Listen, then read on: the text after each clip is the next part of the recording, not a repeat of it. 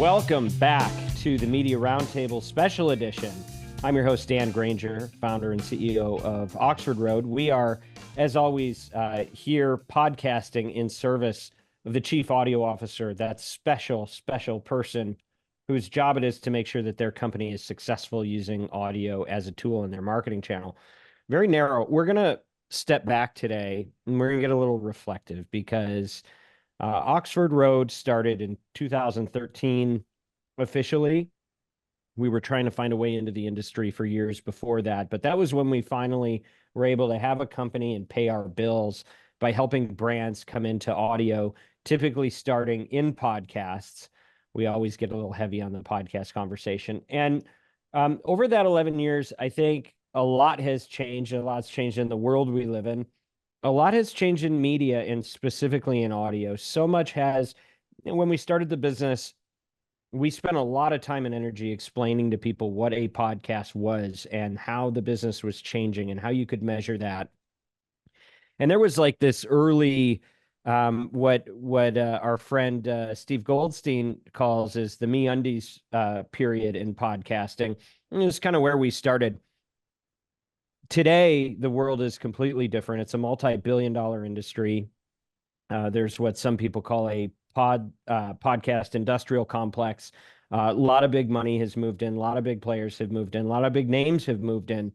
And it's not really this boutique cottage thing like it used to be. It's starting to fold into the media pie as we start to see it as a channel among channels. As we're doing that, as we're seeing all these changes in the world, I think it's helpful to stop and to park and to ask ourselves, okay, how is the world changing? How is our world changing? And what can we learn from the past that will help us prepare for the future? A year ago, when we had our 10-year anniversary, we had a panel on this show where we talked to some of the folks who were here at the beginning in 2013 when we launched the business.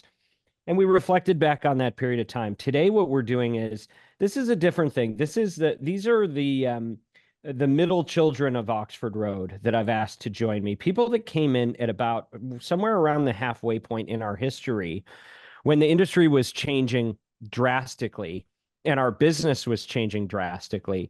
And everybody came in with some experience, but not necessarily experience that was exactly what they came in to do. And what they came in to do is not necessarily what they're doing today. So what I thought would be really interesting is to get this group together and just reflect and talk about some of the stories and some of the experiences that have changed in their world working as professionals in the audio industry here at Oxford Road for the last 5 to 6 years, looking before the pandemic, when we were in this stage of a lot of industry consolidation and podcasts was starting to show up on people's maps in new ways, and just trying to go back to that time and ask ourselves, what can we learn from this and how can it help us moving forward? To have this conversation, I have 3 special individuals who have agreed to come in and share their perspectives. And that is Giles Martin, EVP of Strategy and Insights at Oxford Road. Giles, it's wonderful having you here on the show today. Hello, thank you for having me. It's my pleasure. We have Ricardo Martinez Simental. I never have to say your last name. Did I even get your name right? Spot on. I screwed 5 years, 6 years. I can't believe it's been 6+ years. I've never had to say your last name in full. So Ricardo is one of our leaders working directly with some of our accounts. So he's a VP of Client Services here at Oxford Road. And then we have Melissa Altamirano, who is Operations Manager. She oversees a number of different functions at Oxford Road. She's worn probably as many or more hats than anyone in the industry, or at least at this business.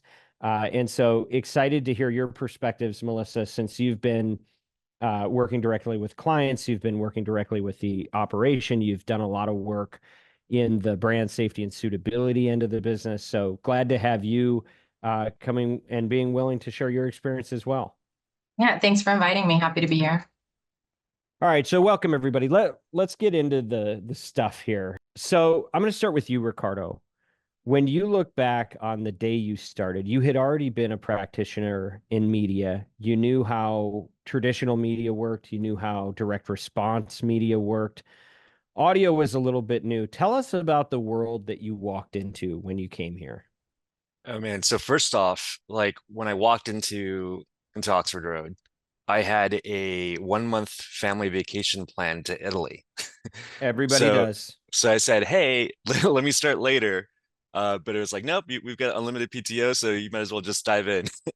And I did. It was nuts. There was so much to learn. You're right that I'd been working in direct response uh, for years. Like I had over a decade of experience already in direct response marketing and data analysis and all that. But coming into audio, I thought all of that's going to immediately transfer. It's not going to be a big deal. It's just another media type. But there's so much nuance that I had to pick up so quickly that I really felt like I was drinking water from a fire hose. And there was just a lot coming in. And then I came back from that vacation where I kind of worked through that vacation as I was kind of onboarding myself and kind of servicing our clients. And then the coordinator that I was working with um, actually resigned at about that same time. So, I was new to the business, learning everything on what our processes were, how do we handle air checks and how do we handle billing and kind of just consumed in that process. And Giles actually turned to me and he's like, "Oh, so we should hire you a new coordinator." And I said, "Actually, I don't know how to train the coordinator because I'm still learning the process myself." So I took it on. I think it was probably almost a year that I just kind of dove in deep and just kind of did everything because I honestly couldn't train someone because I was learning it myself.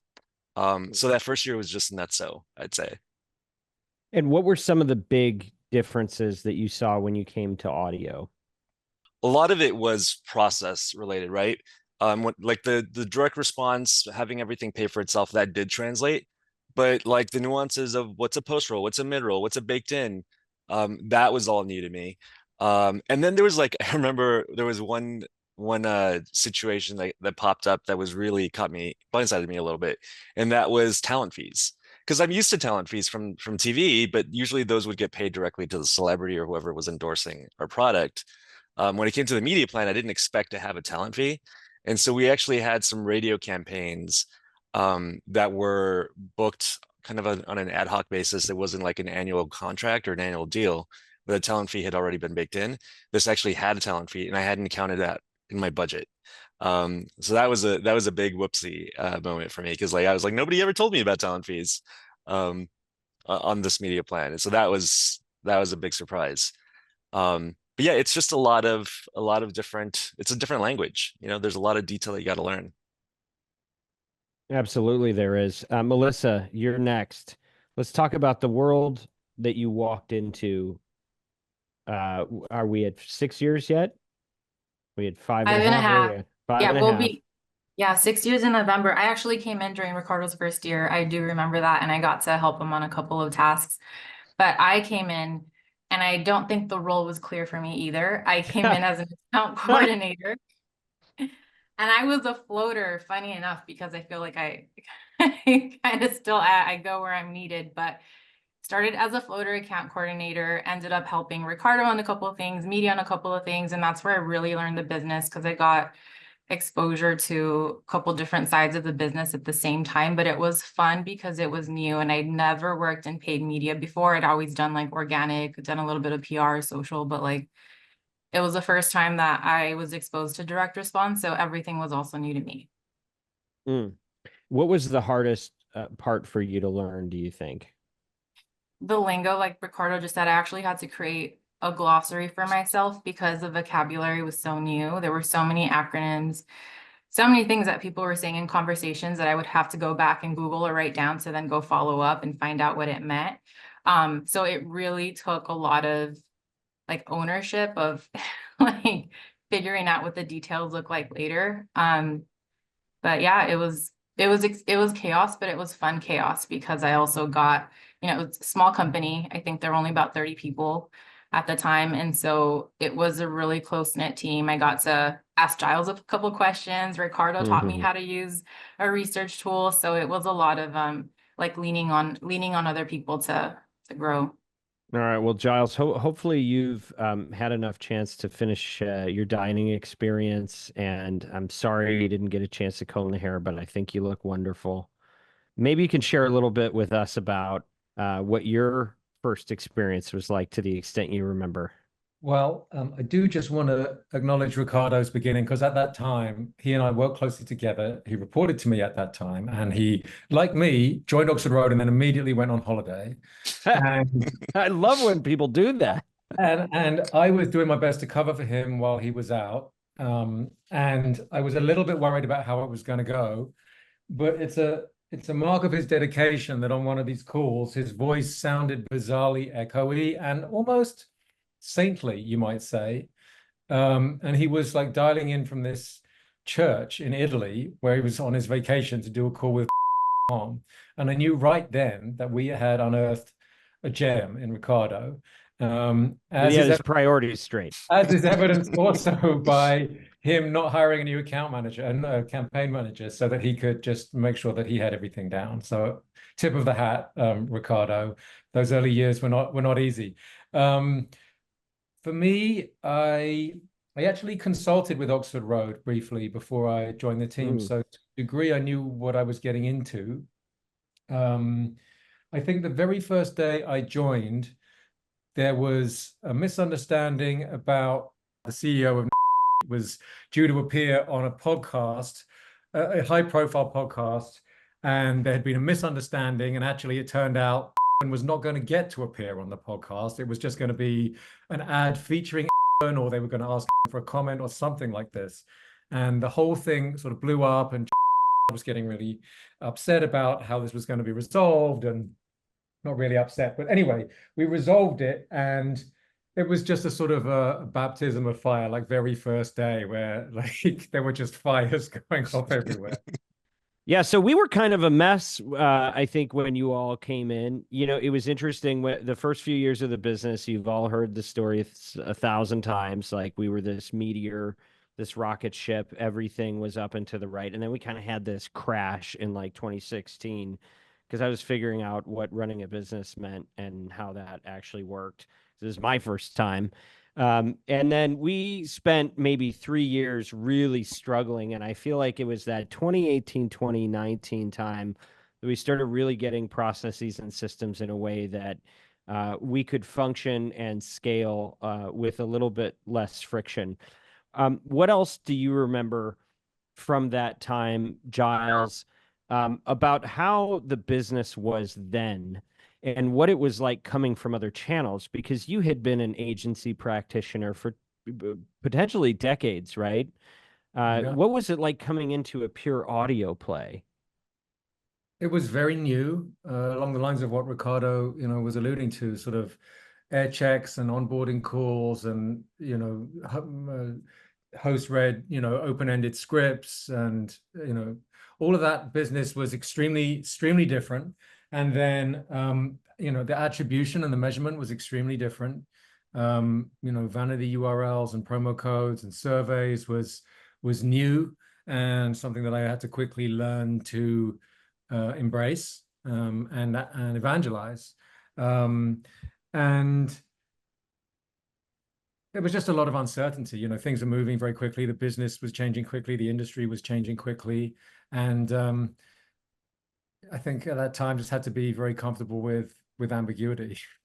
Yeah, well, indeed. Yeah. And I'm sure that that's true of every agency ever, but definitely was true for us, and more so than it is now, where we were just in this middle stage of it was like middle school for us, I think. Yeah, Ricardo, you got more on this. Well, I was going to say that I had to use the term on a client call, refreshed, as in we refreshed our analytics team and we refreshed our media team. So that was like a particular moment when I was like, whoa, this stuff is a little crazy right now. Because it's like, how do you put a positive spin on the things that were happening? This is our Oxford Road bloopers podcast episode, where we're just going to talk about all the mistakes and all the problems. Perfect. No, but it's interesting. Well, while we're kind of self-deprecating here, Melissa, you've been on the inside and you've done a lot, increasingly so, that just looks at our internal operations. How do you think our organization has evolved since you joined the company?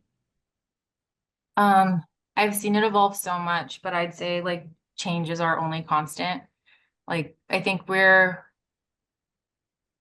as the industry evolves, the technology evolves. I mean, I got to work on the campaign that tested our first pixels. And just to see things go from test to standards, like, it's been amazing to see that growth. I'd say rewarding to be able to like see the whole process through and work at a company where an idea can become the standard. But everything's always changing, everything's always evolving. And so just knowing that we have a team that always turns over every stone to get like the truth, to get to the truth, to make sure that there's integrity behind our data and that we're always looking at new opportunities. I'd say like that's what doesn't change. Yeah, for sure. And And I feel like there's like one of the things that was so different for me in coming into audio, like there was such a sort of more sort of, I don't know if hustler is the right word, or sort of entrepreneurial, or in terms of the relationships with the host and the media partners and the talent. Like if we weren't getting the performance that we needed, you know, we're sort of on the phone with people, like figuring out solutions, working out what we can do, coaching people, you know, incentivizing people. I don't know what we're doing. Like we're just, you know, whatever we can do to sort of try and get, you know, extra performance out of the media. Like it's very different from something like TV where you don't have those levers to pull in the same way. You don't have the same direct relationships. You know, you can't necessarily, you know, come up with the same types and degree of creative solutions that we could at Oxford Road. And I was pretty struck by that. Yeah, that really rings true for me too. I mean, I'd been buying Fox News for years, and I'd never been on the phone with a Fox News talent until I started at Oxford. And guess what? Like within a month of being here, like I was on the phone with Glenn Beck or Sean Hannity or any number of hosts.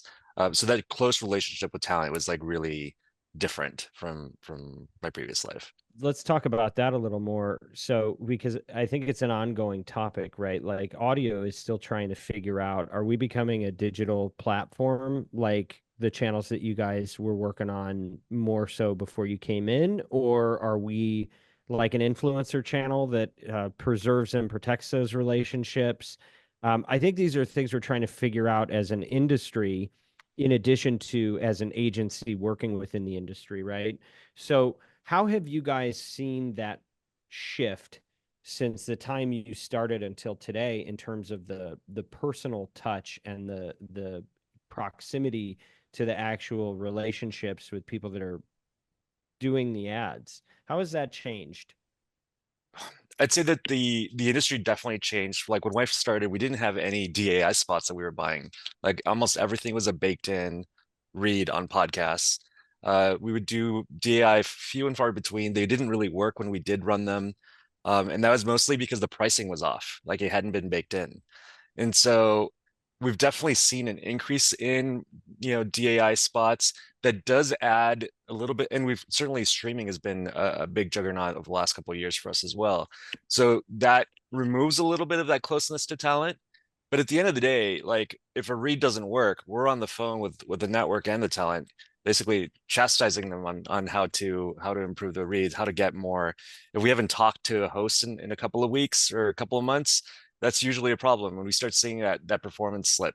So that direct contact with talent, I think our agency's been really good at pushing so that we keep it even as the industry shifts to like, pre-produced or pre-recorded spots. Well, and so that's an interesting topic in itself. How are you seeing the publisher side, the industry respond to the changes? Are they preserving are they seeking to create a lane for the part that is so high touch versus all that is being automated? Is it going towards one versus the other? What's your perspective? Well, I certainly think that as the consolidation in the industry has happened, there's been a strong push and incentive from these larger holding companies to make it more like programmatic and more like a digital channel purchase, right? And I think it's required us to basically kick and scream quite a bit to make sure that we're maintaining those touch points and kind of slowing the roll. And one of the things that I always like to say is like, well, Dan, I'll give you credit for it, is just like radio has different pricing for the different types of spots, Um, like I think podcasts and audio in general needs to kind of bring that model so that you have, baked in at a certain read. So you have like a host read as at a certain rate. I think that's important, and I think we need to continue kicking and screaming because there is considerable pressure from these large holding companies to make things more programmatic. Well, and I think that's one of the things that's so interesting about the time that the three of you came into this business is that we were coming out of a stage where it was all hobbyists and people kind of screwing around. And then you had a few breakaway winners, but then all of a sudden there's this massive influx of M&A.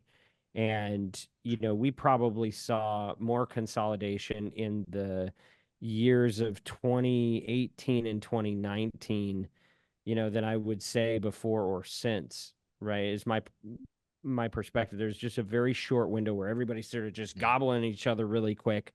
And then it became about a race to sign more talent or to get talent to jump from one network to another. But you guys were really there kind of at the beginning of when audio started growing up and we started seeing a consolidation. And what I hear you saying, Ricardo, is that there was a correlation between that consolidation and how corporate the media got, and that there is maybe a direct correlation to the larger the entity that controls the largest share of the industry. The larger that is, the less personal touch they want to have, which makes sense, right? Because it's all about efficiencies and economies of scale. Do you guys, can you think of any other ways that you've seen the industry react to the consolidation that happened in that period? I'm not sure if we already touched on this. Perhaps we alluded to it, just ad load specifically. I think, one of the things that I think I talked about on a panel, probably in 2019, was about the monetization, like per hour of use of podcasting compared to radio. And I don't remember, the data off the top of my head, but it was something like if radio was taking $1 for every hour of listening, podcast was taking like 2 cents or something. Like there's just an enormous gap there. And I think what we've seen over these past few years is there's an operational efficiency on the publisher side that Ricardo's touched on, where having to talk with each of these hosts and having to have each host talk to every advertiser and do onboarding calls, like it's a terribly high touch, inefficient operational process. And if you can just have ads recorded and inserted operationally, it's far more efficient. But I think the other side of that we've seen is the publishers want to squeeze more revenue out of every hour of listening. There's so much hour of listening happening without the revenue coming in. So inevitably, there's been a push towards increasing ad loads in content, and that sort of goes hand in hand with the operational benefits of sort of going more digital and more automated, because it's much easier to insert 6 ads dynamically in a show than it is to have a host prepare to read 6 scripts for 6 different advertisers.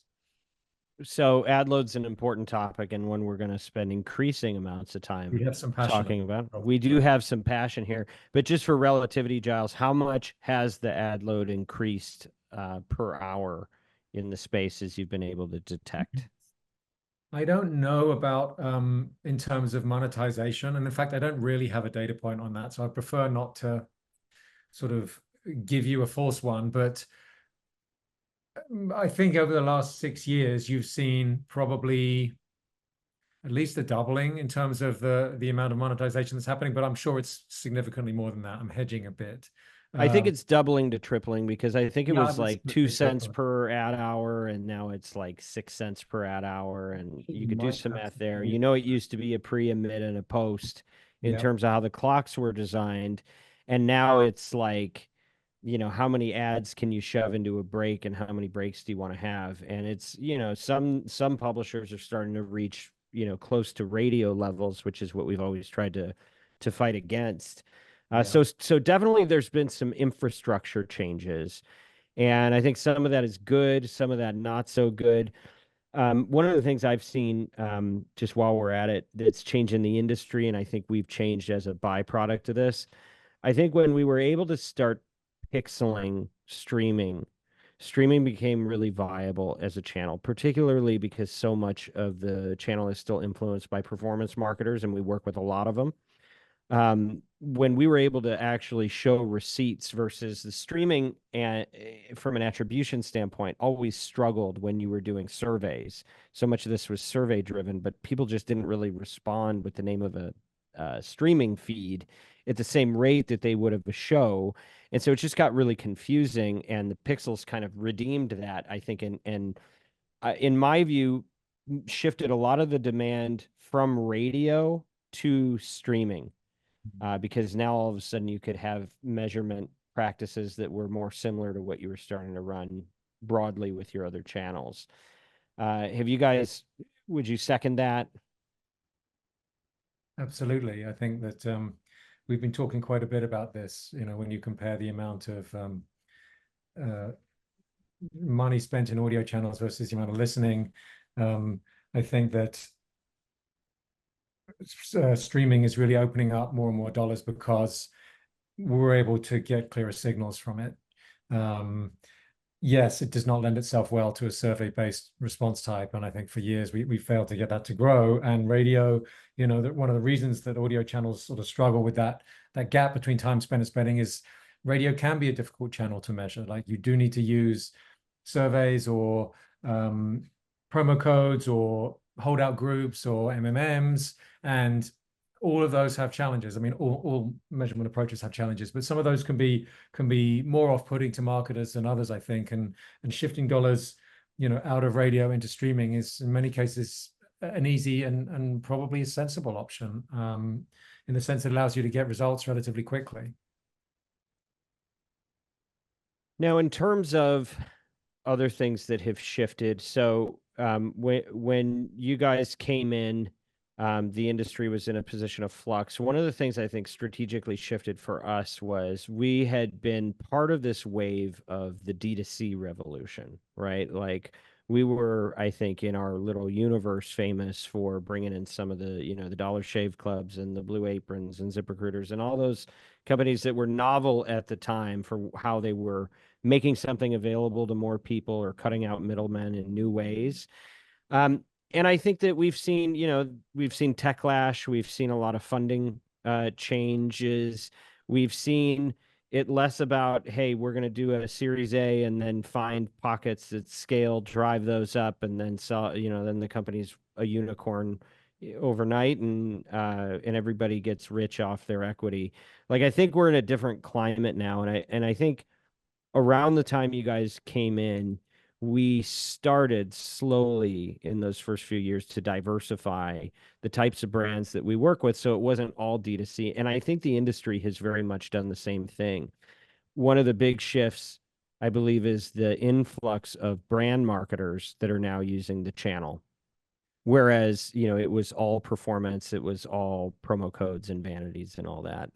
So I think that's been a big shift for us. I think it's been a big shift for, how the industry is funded.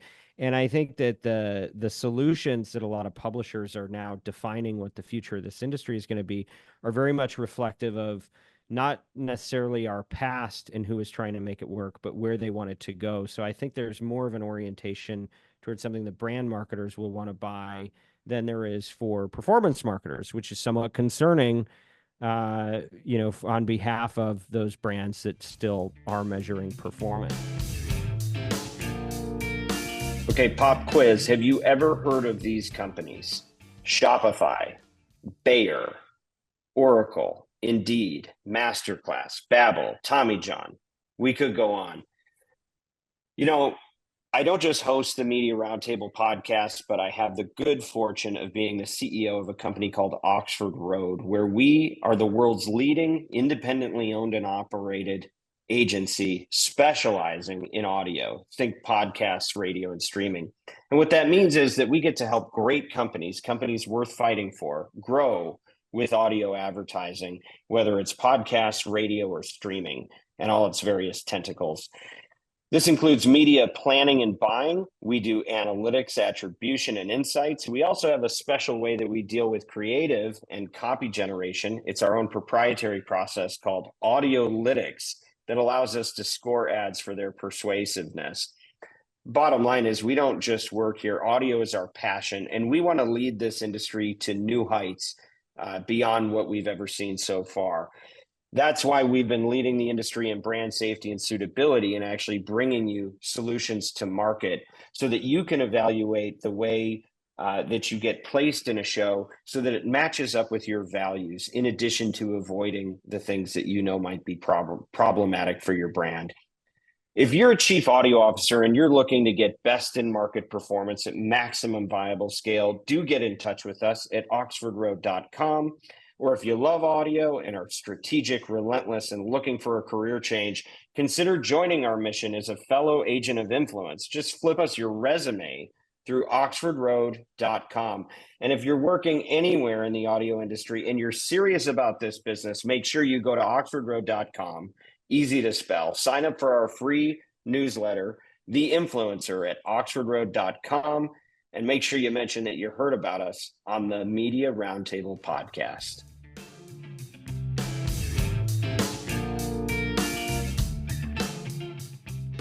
One of the questions I want to ask you guys, and then I want to move into the big change that happened in 2020. But I want to hear, what do you feel are some of the obstacles that have persisted in audio that keeps advertisers from really being able to maximize the opportunity? We all have faith that it's a great channel for driving results, but what are the barriers that keep people from unlocking that right now, real or perceived? Well, I think measurement is a huge one. I think that, it's partly real and it's partly perceived, because I think audio channels can be measured perhaps better than your average marketer who doesn't think much about audio, actually believes. But at the same time, there are still challenges. And perhaps there are perceptions that, scalability can be challenging. And again, if you're sort of trying to dial up a full-scale national radio campaign, I mean, yes, potentially that could be challenging, or break out, across multiple local markets. Like, that can be difficult to scale. But as we've talked about, the industry has digitized a lot, and there are, increasingly feasible opportunities for rapid scaling. So I think those are two areas where there are obstacles. And also, I think we don't often talk about, but just sort of, maybe there's not much to say about it, but just sort of habit and sort of ingrained, ways of approaching marketing. Audio has, since TV came in, like TV, and if you go back to the 50s and 60s, like print, like they're taking the lion's share of advertising dollars, and then digital channels, their ROIs often look extremely good. And I think radio's just typically, historically, been one of those last channels that people think about. And it's completely irrational, but part of the reasons you don't see those budgets coming in and reflect the amount of lists going in is just that that's also been our legacy, and it's hard shifting those past behaviors, and it requires a lot of shifts in thinking and educating people and outreach, and that's a big job. All right, 2020, let's go there. So you've all been at this company and this industry. You were all relatively new to the audio industry as a specialist, and then it's March in 2020. I had just turned 40, and my big present to myself was I did a big trip to Israel, and I'm there on the 10th of March, and everything around me is shutting down. And all of a sudden they're like, yeah, actually, we need to leave early. And so between when I left America and when I returned to America, different planet, absolutely different planet. What do you guys remember about through the business lens, what that period was like? That period was probably the toughest period at Oxford Road, I think, for me. Because yeah, starting was challenging, but there was just so much uncertainty, right? Like, a lot of our clients just didn't know what was going to happen. And so a lot of clients had annual deals that they had to get out of because they were just so uncertain about what the future held. So I remember everything shutting down. We were really lucky that we were already set up to be able to work from home pretty easily. So I think Oxford was incredibly fortunate in kind of how we were set up then, because it was a very seamless transition to working from home. But for our clients, I mean, in my head, it was a week, it was probably a month, but I just remember getting everybody canceling media, like cancel order, cancel order, cancel order. And it was just like because nobody knew what was going to happen. And then like dust settled for like a couple of weeks, and then everybody was like, "Oh my God, things are really great." And then an ad order, ad order, ad order. So it was like we were super busy canceling, super busy adding, and there was just no rest because in between you were just basically renegotiating everything at a discount. So it was just an incredibly busy period. I think I'm really glad that we started working from home because like that 2 hours of commute, 1 hour there, 1 hour back from the office, I was actually able to use and actually deploy on behalf of my clients, right? It was just incredibly challenging during that period.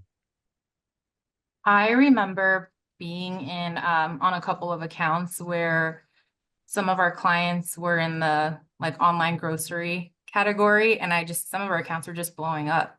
They were being so successful, and I know a lot of our clients were having conversations about what do we do in the future, but the ones I had my hands in were doing so well that that's where I learned, like, regardless of what's going on in the world, like some businesses may get impacted negatively, some positively. And so it taught me that we have to look at what makes sense for our clients and be good stewards of, what makes sense for them. But it was interesting to see that, the difference.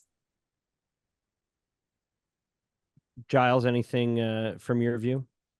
I mean, not really. I think by this time, Ricardo was closer to the coal face in terms of shifting client dollars, in and out of the media than I was. But it was just a very uncertain time and very, very hard to do any type of planning, whether it's media, audio media or any marketing or any business planning. I mean, that month or maybe a little bit longer.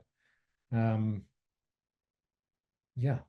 it's amazing how quickly things sort of started to come around after that in terms of our clients, at least. Yeah. I mean, one of the things that was incredible about that period as well, though, was, I mean, really it was the change in the media landscape itself. Mm-hmm. I think COVID really accelerated trends that were already happening. So Yes. people were listening to podcasts, but all of a sudden everybody was listening to a podcast. People were already streaming, but all of a sudden everybody was streaming. And when you even look at like when I started, we would look at kind of what percentage of the audience for podcasts was male or white or highly educated, and predominantly that's who the podcast audience was. And with the pandemic, like it just kind of democratized podcasting, so you really had a much broader audience listening. And I think we saw that in our results because we saw some significant improvement during that period as well.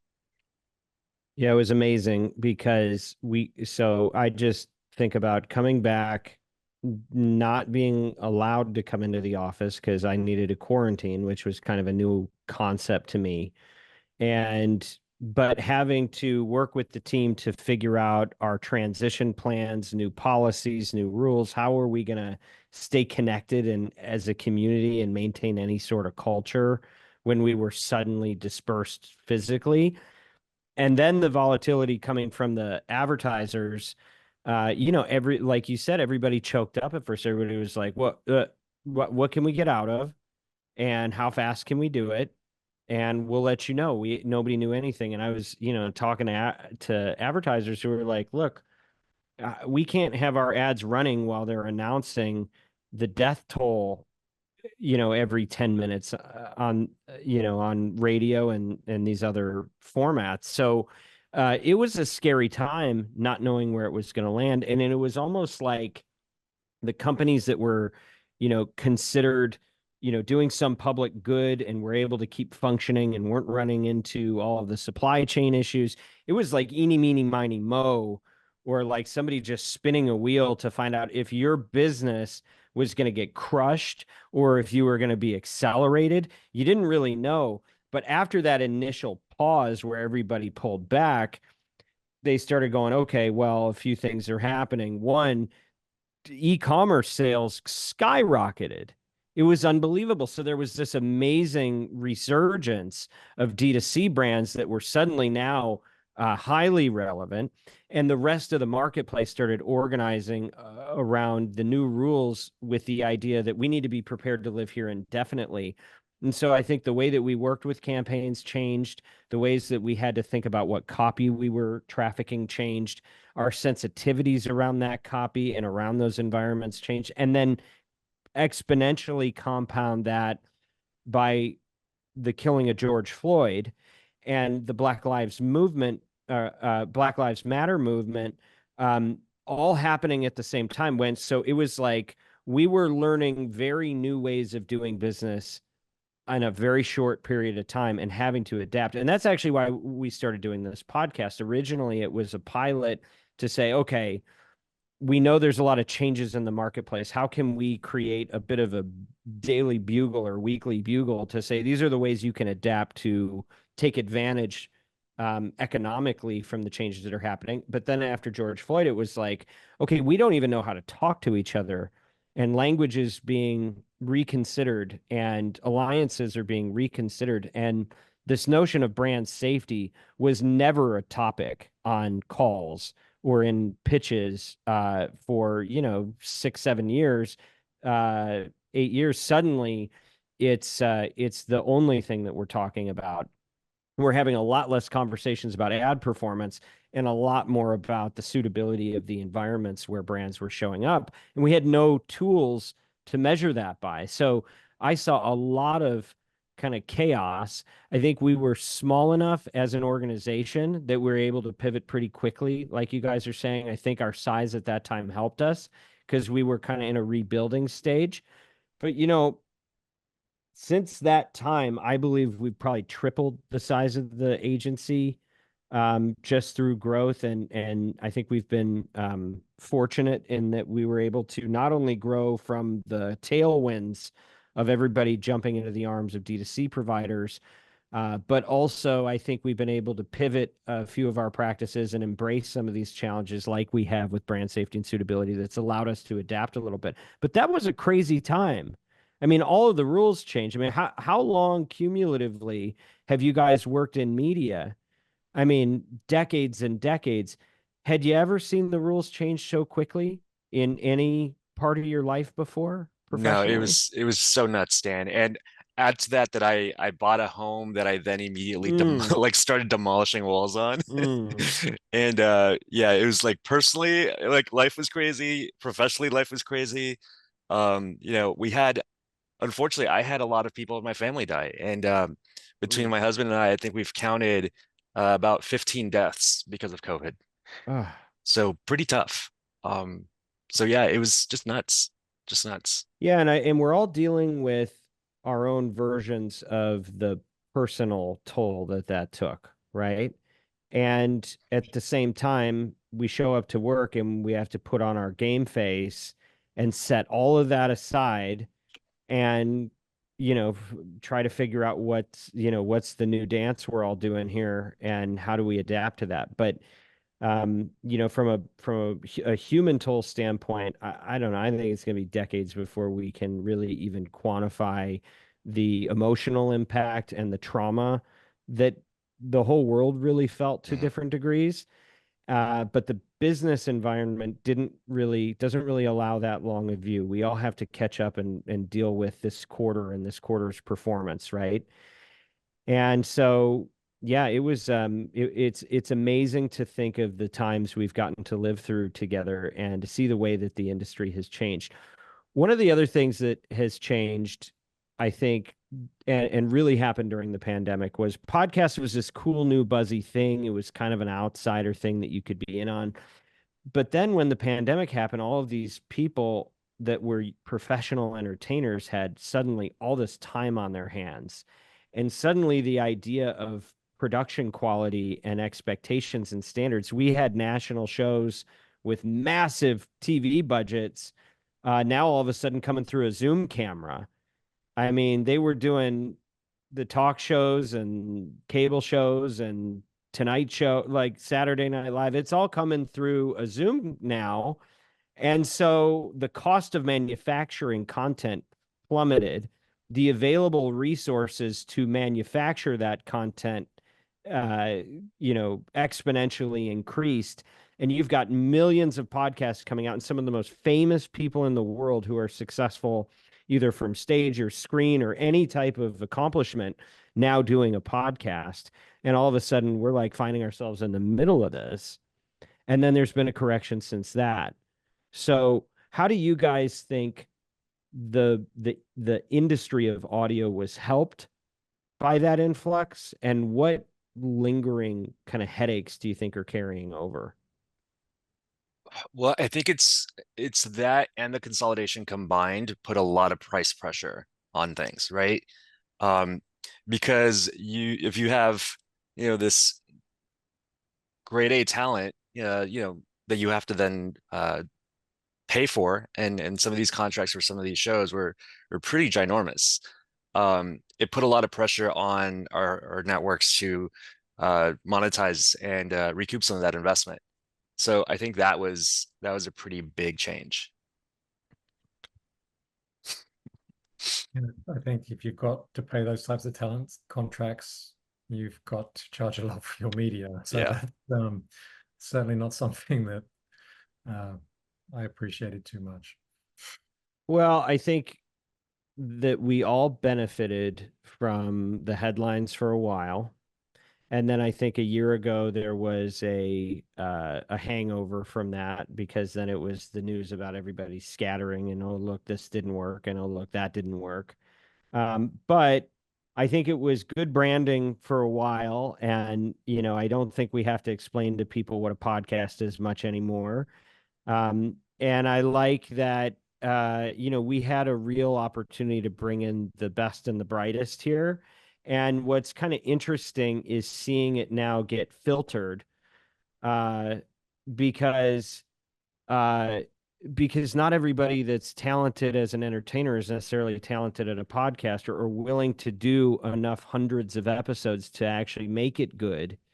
And so I'm glad we benefited from it. I'm glad it gave us a little tailwind. I'm glad that we're still moving up and to the right as an industry, but I'm also glad that there's a new accountability. And I feel like the corporate environment has shifted back towards a real emphasis on value and on efficiency and the types of things you expect from a corporation to succeed long term. Those rules are now back in place. I think we suspended them for a little while in the exuberance of all the money that was flowing around and just how crazy everything was. Now I think you're seeing people return to real fundamentals. And before a network goes and plunks down 100 million on an asset, they've got pretty good reason to believe that they're going to recoup that if they're going to make the play, versus people just going, well, we got to pay more than the ones across the street. So I think that's been a big shift. We're running out of time here, guys. So why don't I just ask you guys one blanket question to bring us home? And I want to focus on the positive here. We know we've had our share of challenges internally, externally, personally, that we've all had to overcome. And you take this anywhere you want, as you think about how our company is evolving and where we're going in the future, or if you think about where the industry is going, what's one thing that you're excited about as we move into the next chapter here, as we're going into, we're now in our second decade as a business, and you guys are in the second half of a decade in your involvement in this industry. What are you excited about?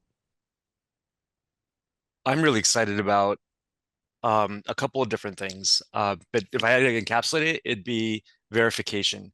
And I think Oxford Road has led the way in the industry in terms of verification, making sure that what networks promise is what they deliver.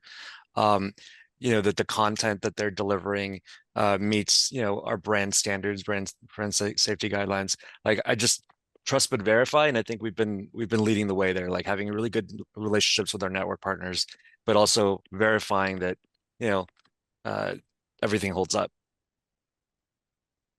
Yeah, the first place my thoughts went to were just the team that we have here. We've had a lot of great people come in and out of the doors over the 6 years I've been here.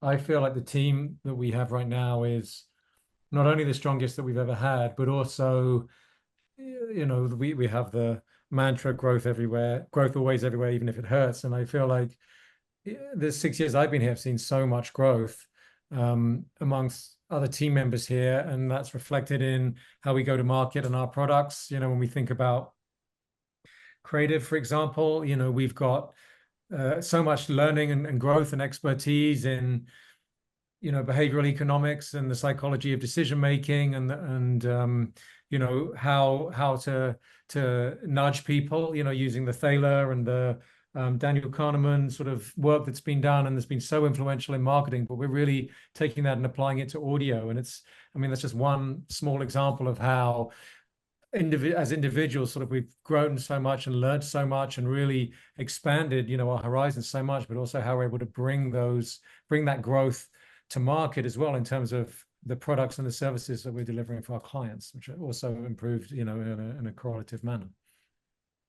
Melissa, how about you? Yeah, I'm excited for everything that's coming next. I think we've gotten to see a couple of things, right? So like with Pixel, with brand safety, with media reconciliation. I remember being on the phone with some vendors and asking questions about, how do these systems, or how does this process account for where the industry is going? And some commentary I've gotten back is like, you're the first ones to ask us this. So I think like knowing that we, like as a team, approach whatever's new in the space and try to make sure that it's the best solution for our clients, that we're jumping in at the right time, that we truly understand what's behind it. Like whatever comes next, I feel like we're going to be on the ground with our clients and really making sure that it's that we're approaching it the right way. So technology is evolving. I feel like attribution is going to continue to evolve. Brand safety, we've seen a lot of that change, and I'm very optimistic about where it's going. But I also know that like regardless of whatever direction things go in or whatever comes next, that like our approach is always going to be to innovate. I appreciate that. And I think for my part, what I'm excited about is just continuing to kind of tend the garden where we've helped to plant the seeds, right? And I think the tech is going to keep evolving. It's going to do fancy things, and I think there's a lot tech is going to do to continue to evolve the canvas that is audio. As content becomes more dynamic and changeable, I think that's going to create really new, interesting ways of using sound to impact people in positive ways. And I think that I believe audio is the greatest canvas for the free and open exchange of ideas. I want to keep protecting that. And I appreciate that the people at this company are invested not just in our clients, even though our clients come first, but also for the industry and trying to push it toward what it needs to be and not the things that it could just fall into as gravity takes its course. And I think just to close, I would say, thank you, all three of you. Melissa, Ricardo, and Giles, you guys have been instrumental in a phenomenal comeback in our business. I love the way things are going, and you guys have all been foundational players in that, and you have paid a price for that, personally and professionally. You're probably paying a price this week, given all the activity that we have. But I'm glad to be in the trenches with you guys, and thank you for all the work that you've done to get us here. And thank you to everyone who has joined us here at the Media Roundtable. This podcast is brought to you by Oxford Road, where we want you to succeed in audio and use your influence for good. As members of the marketing community, we have the power to advance voices that don't just entertain, but edify, and to build bridges across differences around the most important topics of our age. If you're a marketer, you want to align your brand values with extraordinary business outcomes, reach out to our agency, Oxford Road, by visiting oxfordroad.com. Subscribe to our weekly newsletter, The Influencer. It's free. Give us feedback on this podcast. If you have ideas or criticisms, whatever you got, feedback is the breakfast of champions. info@mediaroundtable.com. Check out Ad Infinitum, our creative director, Stu's beautiful love letter to the industry about how to do the best creative, using real case studies from real advertisers. And special thanks to Bianca, Kyle, Haley, Ezra, Mary Jane, Everett, Neil, and the team at Podcast One. As always, influence responsibly.